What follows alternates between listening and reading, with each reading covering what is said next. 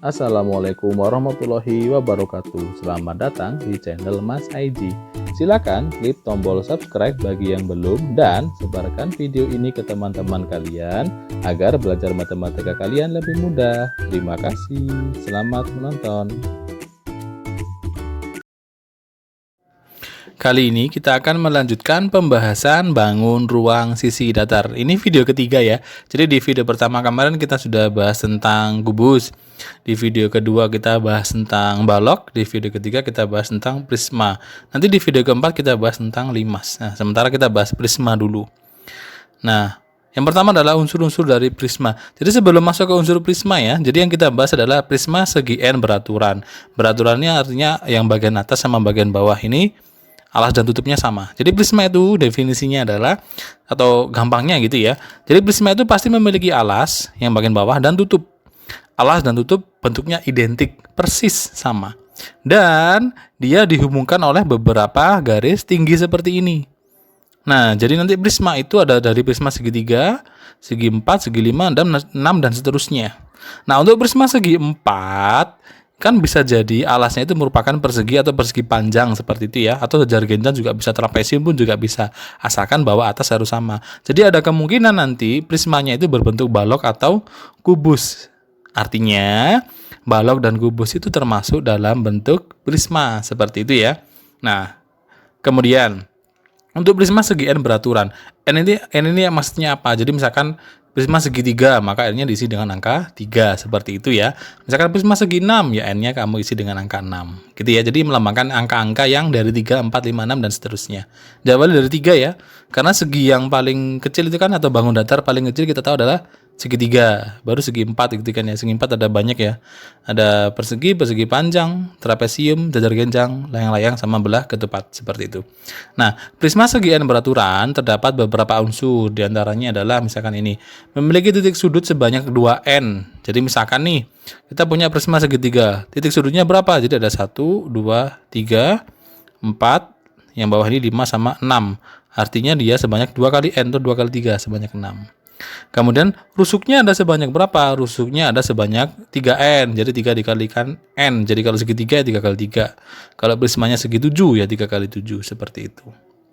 Ya, kemudian memiliki sisi bagian ini ya, bagian bidangnya ini ya. Bidangnya sebanyak N plus 2. Sedangkan diagonal sisi atau diagonal bidangnya sebanyak N dikalikan N-1. Kalau diagonal ruang, N dikalikan N-3. Seperti itu ya. Coba deh kita bahas dengan contoh. Misalkan, soal nomor 1. Tentukan banyak titik sudut, sisi, rusuk, diagonal sisi, diagonal ruang. Jadi tadi ini semua ya. Dari prisma segi 5 beraturan. Berarti 5 ini merupakan nilai N-nya, gitu ya. Sekarang kita cari dulu untuk titik sudut. Titik sudut tadi adalah 2N ya. Jadi ya 2 dikalikan 5. Maka titik sudutnya ada sebanyak 10 gitu ya. Kemudian sisi. Sisi tadi adalah N ditambah 2. Jadi 5 ditambah 2. Dia akan memiliki 7 sisi. Kalau ragu bisa lihat di gambar sebelumnya tadi nih. Misalkan ini prisma segi 5 ya. Sisinya berapa? Ada tutup, ada alas, ada 2. Kemudian nih ya, samping kiri, samping kanan. Yang belakang ini, belakang sini, sama sini. Nah, totalnya adalah sebanyak 7 atau N tambah 2. Gitu ya. Kemudian rusuk. Tadi sebanyak 3N. Jadinya 3 dikali 5 sama dengan 15. Lanjut. Apa nih? Diagonal sisi. Diagonal sisi tadi N dikalikan N-1 ya. Jadi sebanyak 5 dikalikan 5-1 yaitu 4.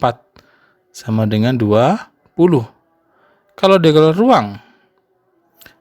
ruang itu N dikalikan N-3. Nah, seperti ini. Jadi 5 dikali berapa? 5 kurang 3, 2. Jadi sebanyak 10. Seperti itu. Sudah lengkap ya. Nah, seperti ini cara penentuan dari unsur-unsur yang ada pada prisma. Nah, kalau dibalik nih, misalkan diketahui salah satu unsur, kita suruh menentukan unsur-unsur yang lain. Misalkan seperti ini. Soal nomor 2 ya. Suatu prisma segi N, kita belum tahu segi berapa. Jadi segi ini dilihat dari alasnya ya. Jadi kalau misalkan alasnya segitiga, makanya disebut sebagai prisma segitiga. Kalau alasnya segi 6 sama tutupnya, maka disebut sebagai prisma segi 6 beraturan.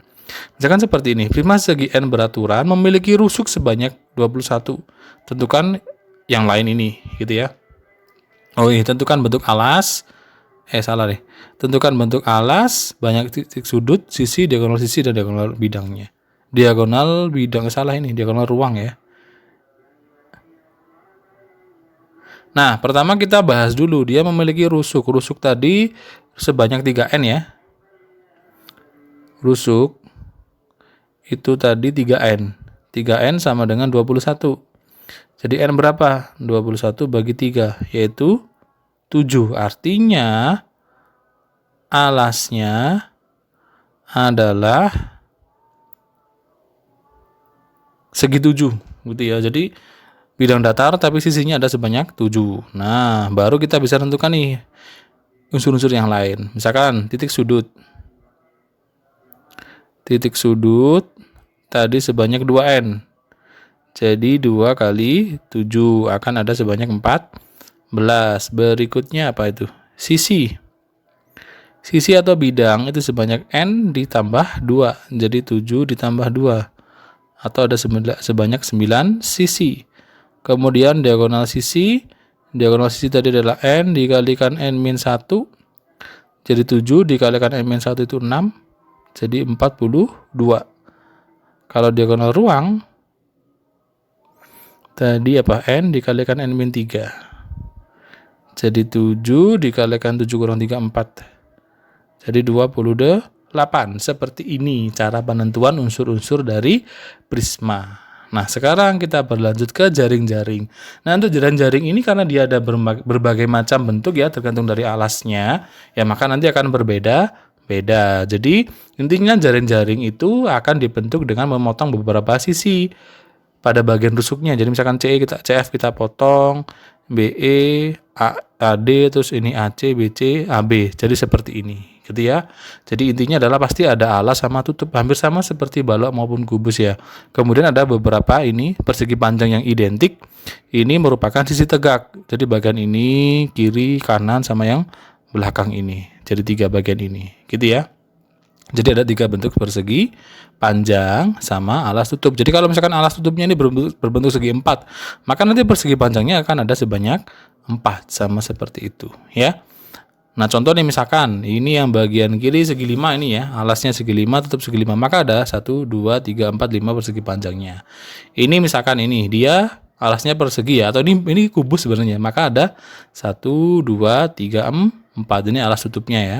Kemudian misalkan alas tutupnya berbentuk segi 6, maka nanti akan ada 6 persegi panjang seperti ini. Kalau misalkan alas tutupnya berbentuk persegi panjang ya, maka akan ada 4 persegi panjang seperti ini. Jadi ini bentuknya adalah balok ya kalau kita bikin ya. Ini yang prisma segi 6, ini segi 5, ini yang kubus. Jadi kubus sama balok termasuk dalam bentuk prisma juga. Gitu ya. Nah, sekarang kita masuk ke hitung-hitungannya. Yang pertama kita cari luas permukaan dulu. Nah, luas permukaan ini sebenarnya erat kaitannya dengan bentuk jaring-jaring ini tadi. Jadi intinya luas permukaan adalah luas semua bentuk bidang ini. Jadi 1, 2, 3 ini semuanya kita hitung satu per satu. Kita total jadi 1, itu namanya luas permukaan. Atau secara umum ini ya, maka akan ada alas sama tutup, bentuknya identik. Jadi 2 kali. Jadi ini kita hitung luasnya berapa kali 2. Ditambah 1, 2, 3, 4, 5 ini. Bentuk persegi panjang yang identik. Ini sama seperti keliling dari alas dikalikan. Nah, bagian ini adalah bagian tinggi. Jadi tinggi itu maksudnya tinggi yang dari gambar ini ya. Tinggi itu adalah penghubung dari ini, dari alas ke tutup. Nah, jadi bagian garis hitam-hitam ini merupakan tinggi dari atas ke bawah ini ya. Itu adalah tinggi atau kita lambangkan dengan huruf T. Gitu ya. Balik lagi yang tadi. Nah, akhirnya untuk luas permukaan dari prisma dapat dihitung dengan cara gimana? Jadi gini intinya, 2 kali luas alas, jadi yang atas sama bawah ini ya, ditambah keliling alas dikalikan T. T ini adalah tinggi dari prismanya, atau boleh kita singkat 2 kali LA ditambah KA atau keliling alas ya, kalikan tinggi, seperti itu. Pakai contoh deh, misalkan nomor 1 ini ya. Tentukan luas permukaan prisma segitiga ini ya. yang alasnya adalah segitiga siku-siku. Nah, kalau segitiga siku-siku pasti nggak jauh-jauh dari teorema Pitagoras. Nah, karena kita butuh keliling alas gitu ya, maka kita akan butuh bagian AC ini. Karena kan keliling 1, 2, 3 tambahkan semuanya toh. Nah, jadi kita cari AC dulu deh. Kita cari AC pakai Pitagoras. AC itu, nah AC kuadrat gitu ya, dia kan berada di hadapan sudut siku-siku, maka dia merupakan sisi miring. Kalau kita cari pasti ini dijumlahkan. Jadinya AB kuadrat ditambah BC kuadrat. Jadi AC kuadrat sama dengan 12 kuadrat ditambah 5 kuadrat. Kalau kalian hafal triple Pitagoras boleh langsung tanpa harus seperti ini. Jadi 144 ditambah 25. Jadi AC kuadrat sama dengan 169. AC adalah akar dari 169. Yang kita tahu nilainya adalah 13. Satuannya sentimeter. Jadi panjang AC 13 nih, udah tahu. Nah, ini 13. Setelah ketemu panjang AC, baru kita bisa menentukan luas permukaan. Luas permukaannya adalah 2 kali luas alas. Jadi 2 kali luas alas ditambah keliling alas kali tinggi. Jadi 2 luas alasnya setengah, kalau alasnya segitiga ya, kali alas kali tinggi. Tapi tinggi segitiga. Jadi ini alasnya segitiga, ini tingginya gitu ya. Jadi ini setengah kali, pakai titik aja ya, 12 kali 5. Ini 2 kali luas alas. Ditambah keliling alas. Keliling alas itu berarti keliling dari segitiga ini. 12 tambah 5 tambah 13. 12 tambah 5 tambah 13. Dikalikan tingginya berapa itu? Tingginya adalah 20. Jadi T di sini ini bukan tinggi segitiga ya, tapi tinggi dari prismanya, yaitu ini, A ke D ini, atau B ke E, atau C ke F, yaitu nilainya 20 cm. Sehingga kalau kita hitung gitu ya, ini jadi setengah kali 12, 6 ya, 6 kali 5, 30. 30 kali 2 jadi 60. Ditambah yang kanan, 12 tambah 5, berapa? 17. 17 tambah 13, 30 ya, 30 kali 20, 30 kali 20, jadi berapa? 600. Jadi totalnya adalah 660 cm persegi. Nah, seperti ini. Nanti koreksi kalau ada hitungan yang salah ya. Nah, jadi ini adalah cara menentukan luas permukaan dari suatu prisma. Jadi prisma nanti tergantung dari alasnya. Kalau misalkan alasnya segi 4 atau segi 5 ya akan mengikuti aturan dari situ untuk menentukan luas alas maupun kelilingnya. Nah, sekarang volume. Volume prisma itu konsep dasarnya adalah luas alas kali tinggi gitu ya. Makanya kalau di balok itu jadi panjang kali lebar kali tinggi. Karena luasnya persegi panjang kan, jadi panjang kali lebar terus kali tinggi. Nah, kalau di kubus itu alasnya kan berbentuk persegi. Persegi itu luasnya adalah sisi kali sisi atau sisi kuadrat dikalikan tinggi. Nah, tinggi kubus itu kan sisi juga atau S juga kan. Makanya S pangkat 3. Seperti itu ya. Jadi bentuk yang ada alas sama tutup pasti konsep dasarnya luas alas kali tinggi. Nah, luas alasnya mengikuti dari bentuk alasnya, ngikuti ya. Jadi kalau misalnya segi 6 pakai aturan segi 6 seperti itu. Misalkan ada dua contoh seperti ini deh. Kita disuruh menentukan volume dari prisma. Yang bagian kiri kita tahu nih alasnya segitiga siku-siku. Segitiganya alasnya 12, tingginya 5. Sedangkan tinggi dari prismanya 20. Sehingga kalau misalkan kita tanyakan volume tinggal luas alas kali tinggi. Luas alasnya berarti setengah dikali 12 kali 5 gitu ya, karena segitiga. Kemudian dikalikan tinggi prisma yaitu 20. Ini jadinya setengah ya. Setengah kali 12 itu 6. 6 kali 5 30 ya. 30 kali 20. Jadinya adalah 600. Satuannya cm kubik atau cm pangkat 3 gitu ya. Atau 600 apa nih cc ya. Nah, kemudian yang kedua nih. Nah, dia berbentuk segi 6. Nah, kalau segi 6 gitu ya. Ini alasnya kan segi 6 sama tutupnya ya. Ini sedikit saya kasih tahu. Ini segi 6 beraturan tapi ya. Luas segi 6 beraturan. Pasti diketahui sisinya kan ya. Itu sama dengan 3/2 dikali sisi kuadrat akar 3. Boleh langsung pakai ini ya. Cara cepat nih. Nah, karena kalau segi 6 itu nanti penghitungannya pakai luas segitiga, 1 segitiga dikalikan 6. Nanti akan jadi seperti ini, 3/2 dikalikan S kuadrat akar 3. Ini luas segi 6-nya saja. Jadi untuk menentukan luas alasnya. Sehingga kalau ditanyakan volume dari prisma segi 6 ini, maka luas alas kali tinggi. Nah, bagian luas alasnya kalian pakai yang ini tadi.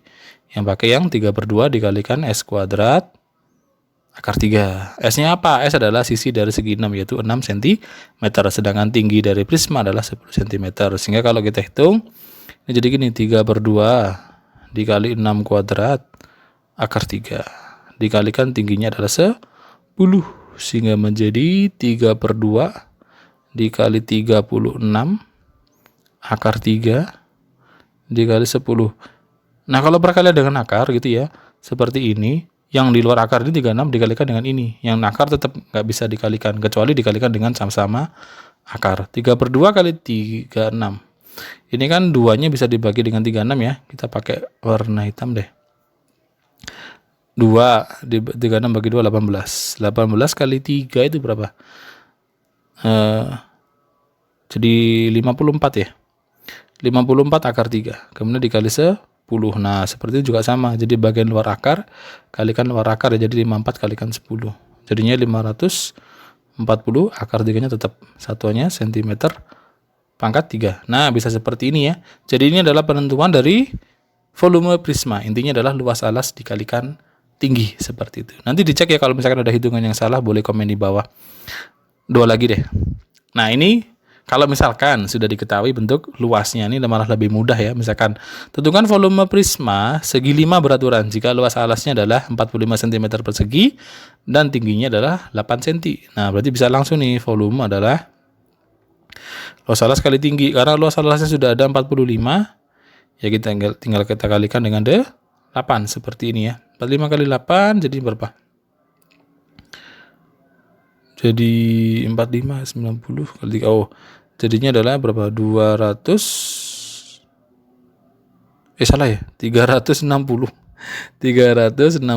cm kubik atau cm pangkat 3, seperti itu. Yang bawahnya soal nomor 3 ini dibalik nih. Tentukan luas alas prisma segi 6 beraturan jika volumenya ini 120 cm persegi dan tingginya adalah 6. Jadi ini tinggal kita isikan saja. Volume adalah luas alas kali tinggi. Isikan yang diketahui. Volumenya diketahui 120. Luas alasnya kita cari, sedangkan tingginya adalah 6. Sehingga luas alas berapa ya? Tinggal kita 6-nya kita bagikan ke kiri. Jadi 120 dibagi 6. Atau ketemu 20, satuannya cm persegi ya, karena luas ya. Nah, seperti ini. Nah, jadi ini adalah pembahasan tentang prisma ya, dari awal mulai dari unsur-unsurnya, kemudian bagaimana bentuk jari-jaring, bagaimana cara menentukan luas permukaan maupun volume. Terima kasih sudah menonton. Semoga bermanfaat, bisa membantu belajar kalian di rumah. Saya akhiri, wassalamualaikum warahmatullahi wabarakatuh.